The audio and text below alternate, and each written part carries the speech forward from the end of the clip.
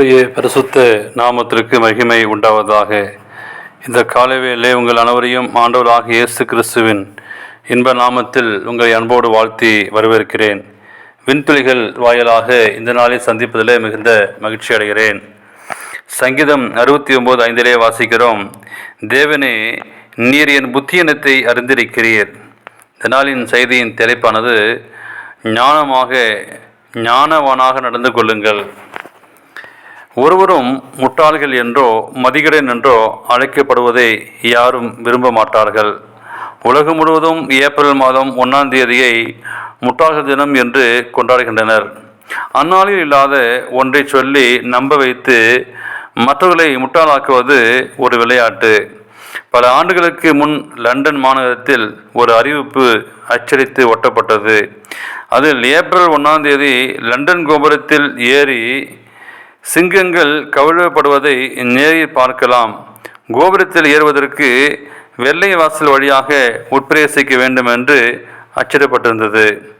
அதை நம்பி அநேகர் அங்கு சென்ற பொழுது அங்கே முதலாவது வெள்ளை கதவு என்று ஒன்று இல்லை. அடுத்தபடியாக சிங்கங்களும் கழுவப்படவில்லை. சென்றவர்கள் அனைவரும் அதன் பின்னர்தான் அன்று முட்டாள் தினம் என்பதை உணர்ந்தனர். இவை யாவும் நேர போக்கிற்காகவும் நகைச்சுவைக்காகவும் செய்யப்படுபவை. நிஜ வாழ்க்கையில் சிலர் மதிக்கடைகளாக வாழ்வதாக வேதாகம் கூறுகிறது. நம்மையும் அந்த அளவுகோலால் அளந்து பார்த்தால் நாம் யார் என்பது நமக்கு புரியும். அனுப்புகிற மூடன் என்று சொல்லி நீதிமொழிகள் 10 வாசிக்கிறோம். புறங்குகிறவன் மதிகேடன், மூடன் தன் தகப்பன் புத்தியை அலட்சியம் பண்ணுகிறான். மூடரின் வாயோ புத்தியினத்தை அலட்சியம் பண்ணும்.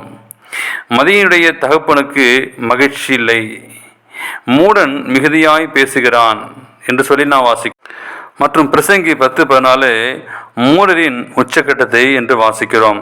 சங்கீதம் 14:1 சொல்கிறது, தேவன் இல்லை என்று மதிகெட்டவன் தன் இதயத்தில் சொல்லிக் கொள்கிறான்.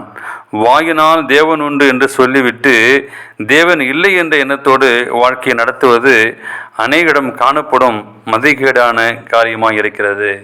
மதிகேடான ஐஸ்வர்யான் பற்றி அந்த கதையை வாசிக்கிறோம். லூக்கா 12:15-21 வரை. தேவன் அவனை நோக்கி, மதிகேடனே, உன் ஆத்துமா உன்னிடத்திலிருந்து இந்த ராத்திரிலே எடுத்துக்கொள்ளப்படும், அப்போது நீ சேகரித்தவை யாழையதாகும் என்றார். தேவனுக்கு பிரியமான பிள்ளை, வேதாகம அளவுகளால் நம்மை நாமே என்று ஒரு முறை நம்மை அளந்து பார்த்து நாம் யார், மதிகர்களா அல்லது ஞானவான்களா என்று சொல்லி முடிவு செய்து பார்க்கும்போது அவசியமானால் கர்த்தருடைய கிருபையினால் அவைகளை நாம் இன்றே செய்வோம்.